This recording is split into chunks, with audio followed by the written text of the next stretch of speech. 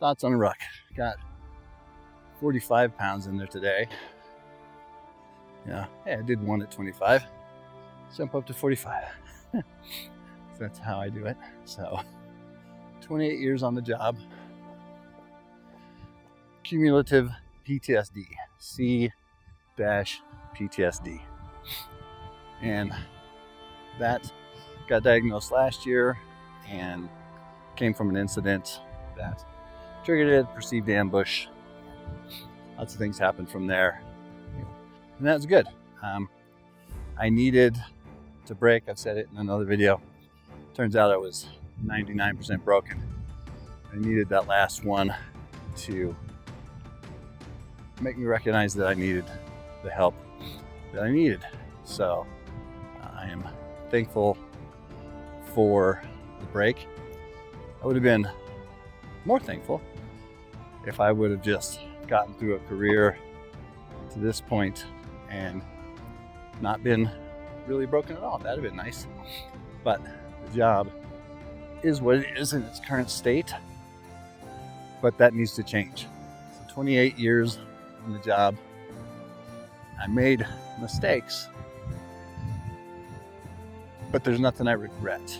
I don't regret doing the job for 28 years, even though it led to cumulative PTSD. Didn't have the one big incident to give me just PTSD or a couple of incidents. Didn't never shoot anybody. Saw the regular amount of death and violence that a big city cop sees. So, that came with the job. But what we have to do is make it not come with the job. The thing that would have been better than getting that last 1% and breaking and then healing my PTSD, at least to a manageable level, so I've still got work to do. The thing that would have been better would have been over those 28 years to have availed myself of the resources that have been there, but they're there on a voluntary basis. And the thought of you can't lead, or you can't, the thought of you can lead a horse to water, but you can't make it drink is certainly true. But what if that horse doesn't even know it's thirsty? Then leading it to the water is even less effective. So that's kind of where my head is at. And we've got to know we're thirsty. We've got to know we need the help. And we won't know that from the, hey, reach out if you're having difficulties. Or there's a voluntary debrief of this thing that happened.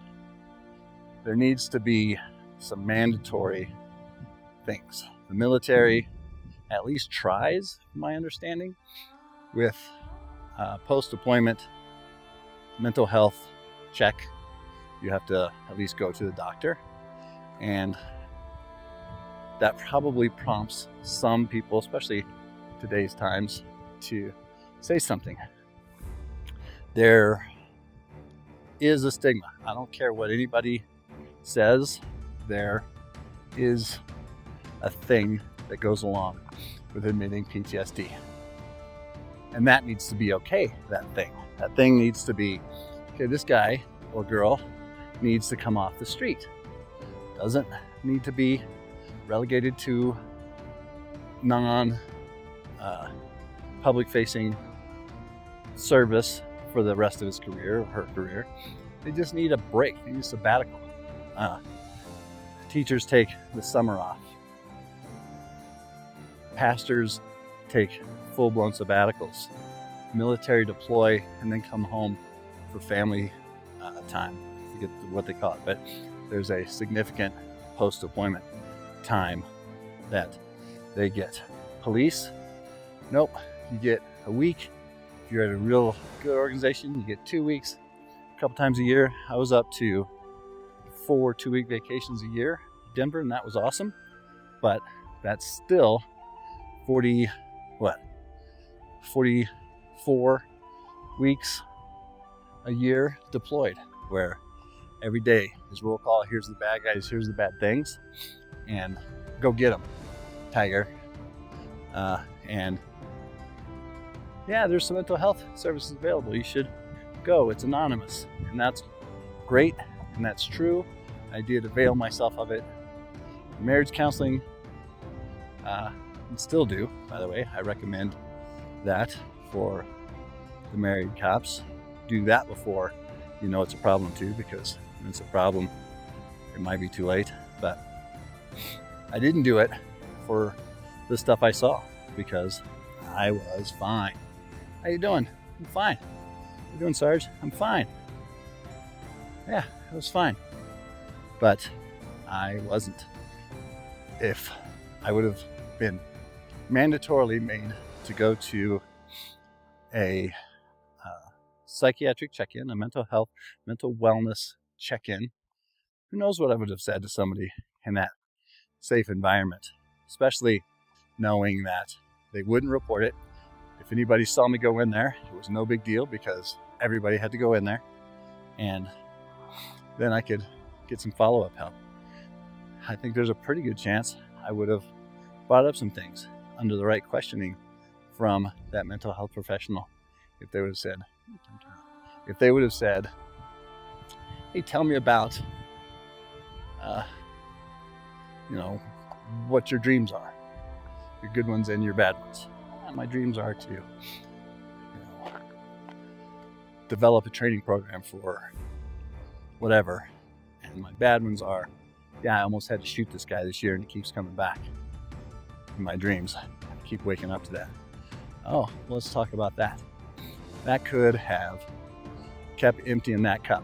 I saw this dead person in the car. I watched this person die. I saw this person shot. Those prompted questions in a safe environment, not just, hey, there's help if you need it, go out and get it. I think, and there are some agencies doing it, but it needs to be mandated. We have all kinds of mandates. The state legislature mandates all kinds of stuff that we got to do. The Police Officer Standards and Training Board here in Colorado and a lot of other states mandates what we have to do. But they don't mandate how we have to be taken care of. So I think that's going to be a big step. Mandated, just, you got to go. If you go in there and you go, good doc, then you're good. You get to leave. No retribution, nothing, but you had the chance. Then you don't get to be 28 years down the road and say, I wish I'd have had the chance. I wish I would have had somebody really aggressively looking out for me. I've heard some other wellness concepts that I'm going to try to develop for these kind of mandatory things. Cops hate mandatory. When I was at the academy and trained a bunch, quite often I'd say, guys, I know this is mandatory. There's nothing cops hate more than being told they have to do something. It could be mandatory massages and pizza and donuts, and cops would be grumbling about it. But that's fine. Let them grumble and be healthy. We've got to take better care of the people protecting us. I'll be retired soon enough, and I want the people behind me still doing the job to be well taken care of. And I'm not just complaining that it's not happening. I am starting to look to peer support classes and training. I'm going to try to get myself into that space. As the very annoying Denver PD recruiting bumper sticker they made us put on the car said, be the change you want to see, or something like that, indicating that the Denver Police Department needed a change at the front line. So join it to make the change. Into that we said, you administrators, you guys are the ones that need to change largely. That concept for me is sticking in that. I have done that. I went to the training academy because they didn't think our training was sufficient. I promoted to sergeant because I thought I could do some good work in that role. And now I see a deficiency in the way we take care of our law enforcement, and I'm going to do something about that. I saw a way I could help in the correctional system. God pointed me to that. I stepped in to help. So continuing that work, continuing my work now in detentions, and trying to be, I don't know, some kind of positive contact for the guys in the jail. That, you know, I see them as a person, that they can see me as a person. Future interactions when they're out of jail maybe can go a little bit better because of how I treated them in jail. I find the jail space challenging and rewarding, and I have some plans or some hopes for some things I can maybe do there as well. I know several people doing work in that system. Adam V. Hill is a fighter, an MMA guy. That is a really great program. He was incarcerated. He speaks in that space. Manny Menendez, my guy, my number one guy. We work together. He's got the Veterans Justice League for justice system involved veterans. I'm going to see if there's a way to get these guys involved in the county system. There's things to be done, and these are rewarding things that help offset some of the bad stuff for me. Like, I know the system's broken, so I've done what I can do to fix my little pieces of it, and I'm going to do that now for mental health of cops. And by cops, I mean patrol, investigations, corrections, dispatch, specialists in the jail, everybody in the system, Department of Corrections, county detentions. Whew. Man, this 45-pound ruck is legit. I've been 50 minutes with this thing on, and it is smoking me. All right, it's 120 for this thing. It's good. I talked a lot about rucking in these videos, so I'll talk a little bit more about it. Get out and do this. It's what humans were designed to do. Michael Easter was talking about it in that Embrace Discomfort and Comfort Crisis. That's how we hunt, even, is we wear down our target by endurance. We carry it back. We are better at carrying than most other species that are hunters. Obviously, a horse will out carry me, but a horse is just going to graze on the grass, so that doesn't matter as much. But of the predators, which we are, this was what we were designed to do. So get out and do it. It will increase your core strength. It will keep your heart healthier. You can live longer and better. And it'll help your mind get right. And do it in nature if you can. If you live in the city, you live in the city. But yeah, doing it in this environment, better.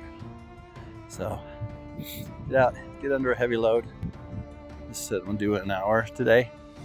And this feels, I don't know, like what a 3-hour bike or 2 hours of running would be like. I am fired up. My shoulders are screaming at me, low back screaming at me, and that's good. Doing something. I've taken some time on this walk before I started recording to do the EMDR thing, to just think through my last session with my EMDR therapist, Tracy. We dealt with bureaucratic betrayal stuff from my prior agency. So I spent some more time in this walk redoing that, thinking about that same incident, and you can just tell that it helps when I'm thinking about it, when I'm walking, definitely when I'm rucking. I think the extra load, I don't know, it makes me feel more vulnerable or something, I don't know, but it's a good way to do it. Get out there, embrace discomfort, as Michael Easter's book and interview series recommends.